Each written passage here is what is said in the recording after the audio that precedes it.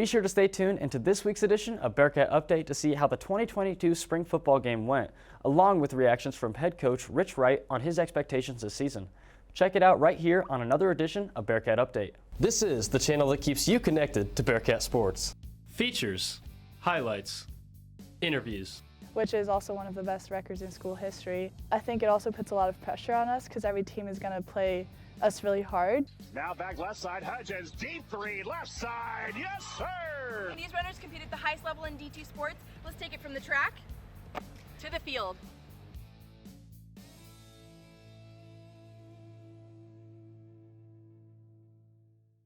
Thank you for joining us on the longest running sports television show at Northwest Missouri State. I'm your host, Brodie Wallace. I don't know about you guys, but I have been longing the return of Bearcat football. The last time the Bearcats took the field was December 4th. That game was the Super Reign 3 championship against the eventual national champions, Ferris State. Last Thursday, the Bearcats played their annual green and white spring game at Bearcat Stadium. The game hosted Bearcat fans as players showcased their talents in preparation for the 2022 season. Let's check it out. The Northwest Missouri State football team held their spring game on Thursday, April 14th at Bearcat Stadium. The game was free and open to the public so everyone could get a taste of what we will see this coming fall. This was also the first time the players have been able to go live this spring. After the game, head coach Wright gave us an overview of the night. It was fun. You know, we've really tried to minimize the banging. We took some injuries, particularly on offense, early in spring practice. So we've not played live the entire spring until today. So it was good to get the pads popping and get after one another again. Coach was very pleased overall with the way the Bearcats executed on the offensive and defensive side of the ball.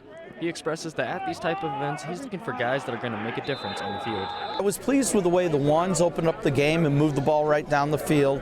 The one defense did what it was supposed to do against the twos and didn't give up any first downs until late.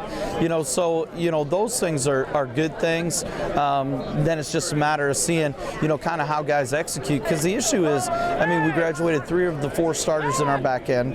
We graduated 2 guys at linebacker and 2 of our 4 starters in the defensive line. So for me right now, it's about building quality depth. You flip it over on the offensive line, we lost the left side of our offensive line. Our top 3 receivers from a year ago are starting tailback. So it's just who's that next person that's going to step up and make a difference. Although Coach mentioned all the players that the team lost, the Bearcats are returning the QB duo of Mike Hoense and Braden Wright. Last year, they both got solid playing time, and having that depth at QB is a huge plus for the Bearcats. Mike was able to weigh in on the topic. Obviously, we both know that we can get the job done. The coaches know that both of us can get the job done, so whatever the coaches think is right, we'll go out there and get it done. The goal for the upcoming season is plain and simple for the football team. When asked what Bearcat Nation can expect out of the team this fall, Mike didn't skip a beat. Championship, just like every year. Awesome. The Bearcats clearly have a tunnel vision, and I have no doubt that they can achieve their goal. The football team will make its triumphant return on Thursday, September 1st at Bearcat Stadium against Fort Hays State. Good luck to these gentlemen as they prepare for their season. The Bearcats are coming off an 11-2 record and their 31st MIAA title last season, and as Coach Wright mentioned, they are losing quite a few players. The good thing is that the Bearcats still have a lot of talent on both sides of the ball, especially in the quarterback position. It'll be exciting to see the Cats back as they will kick off their season on September 1st against Fort Hays State. With that, we're going to take a quick break, but don't go anywhere. When we come back, we have highlights from the Northwest Baseball's win Friday against MIAA opponent Central Oklahoma. You're watching Bearcat Update on KNWT, Channel 8. Unlike other organizations on and around campus, here, the students do it all. KNWT is a student-run and student-produced television station. To support this content and Northwest Media students, you can go to our YouTube channel at KNWT Channel 8 and watch the latest shows or even enjoy blasts from the past.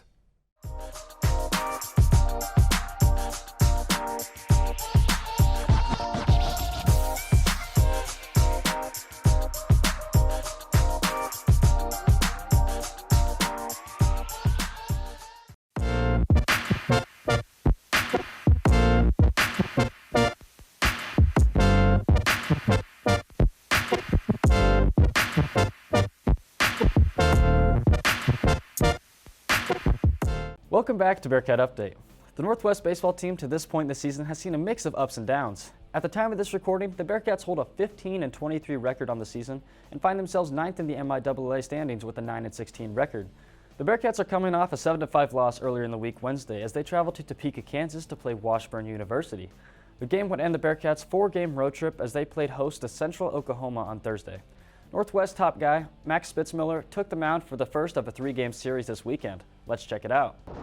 Thank you, Brodie. The Northwest Bearcat baseball team was in action this past Thursday as they took on the Central Oklahoma Broncos at home. It was a windy day on Thursday, so windy in fact that a Central Oklahoma pitcher had a balk because he got thrown off balance by the wind.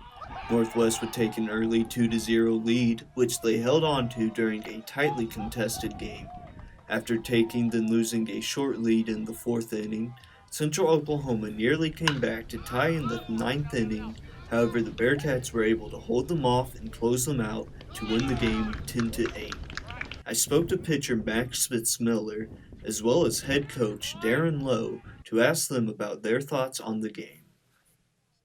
Yeah, I think that's kind of the game of baseball as well. You got to take some punches and overcome some things. I thought in that inning, had a walk, had a ball that probably should have been caught, had a ball down the line, and that could have been caught, and they just were able to take advantage of that. But Spitz bounced back and put up some zeros after that, and that's exactly what we needed. I didn't hear anything negative out of their dugout.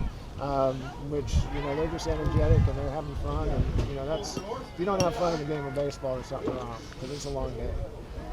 You have to do that, and we do the same. But we don't address any of our comments towards the opposing team, but you have to play with energy because we're out here for 5 hours a day. Just needed to focus on filling up the zone. I had too many walks today. I think I had 4, and 3 of them might have been 4-pitch walks. That's unacceptable. We need to fill up the zone, be more competitive, and throw strikes because hitters get themselves out. And the more strikes you throw, hopefully they hit it at them. The Bearcats hope to keep their recent successes going as they compete in the next couple of weeks. I'm Stephen Crosby reporting for Bearcat Update. Back to you, Brodie. Thanks, Stephen. After the weekend series against Central Oklahoma, the Bearcats will play host to Washburn on April 19th, before having another weekend series against Fort Hays State on April 22nd through the 24th. Northwest only has 7 remaining games on the schedule this season, as they will look to improve their conference record prior to the MIAA tournament. The Bearcats will hope to get more productive pitching performances from senior Max Spitzmiller and sophomore Zach Weiss, as they have been at the top of the rotation for the Bearcats this season. Northwest will also need continued dominance at the plate from senior Donovan Warren and junior Drew Mackey.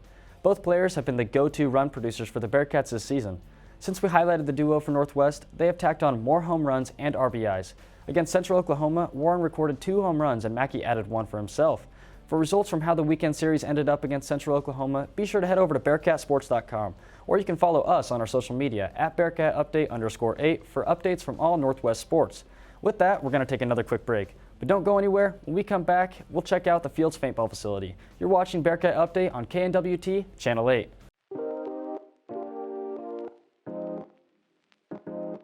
KNWT for Hire is all about sharing a story, a message, and connecting the community. We cover a multitude of events, both within the university and Maryville. We roll in, we set up, and we capture. We're here to offer an experience, not only for those present, but for all.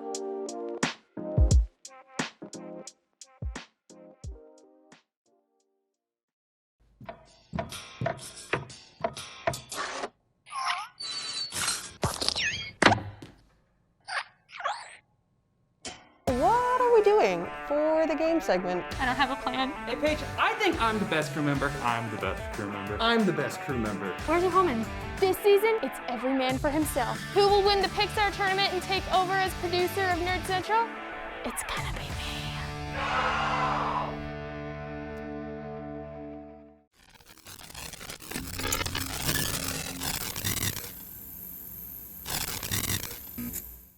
Welcome back to Bearcat Update. One of the most unique sports played throughout the world is listed as an extreme sport. Whether you are playing on the national stage or with a group of friends, most people get a thrill from playing paintball. IBISWorld.com tallied over 1,700 paintball fields in the U.S. in 2022. One of those fields is right here in Maryville. At the Fields Paintball, the Fields offers multiple different games for visitors and plans to add more options in the near future. Student media reporter Morgan Geyer has more on the story. If you head down Main Street in Maryville, Missouri, you will eventually find the Fields, tucked away in a little corner at 1610 South Main Street. The owners of the Fields, David Baker and Chelsea Clark, have both held a passion for paintball since a young age. Gosh, I started getting interested in paintball when I was about 12 or 13 years old. My friends and I bought the cheapest paintball gear we could and just played in her backyard, which happened to be a massive forest. I started paintballing whenever I was in my earlier teenage years with just friends in the small town that I grew up in. We would go out and build courses on our farms or our parents' farms, and bought our own paintball gear and started playing against each other was my first introduction to it.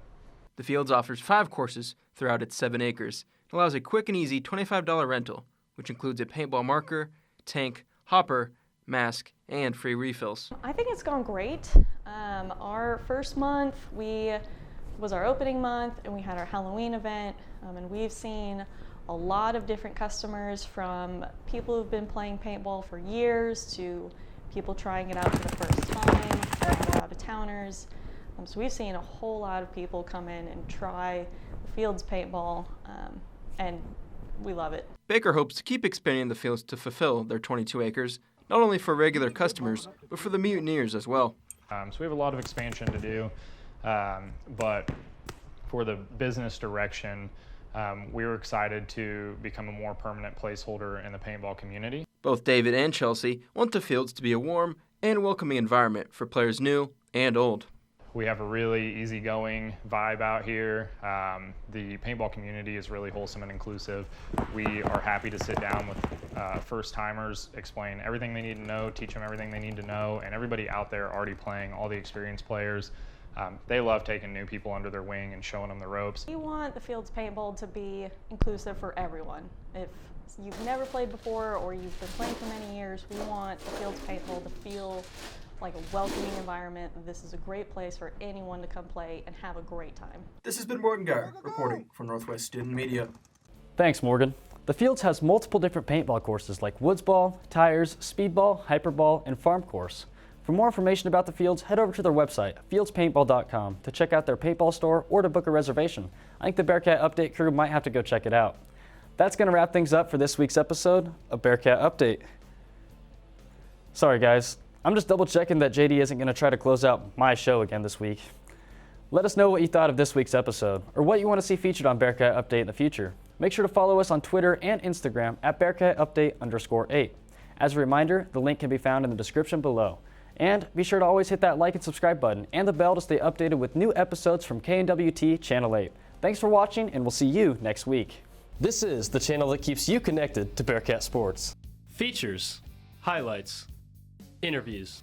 Which is also one of the best records in school history. I think it also puts a lot of pressure on us because every team is going to play us really hard. Now back left side, Hudgens, deep 3, left side, yes sir! These runners compete at the highest level in D2 sports. Let's take it from the track to the field.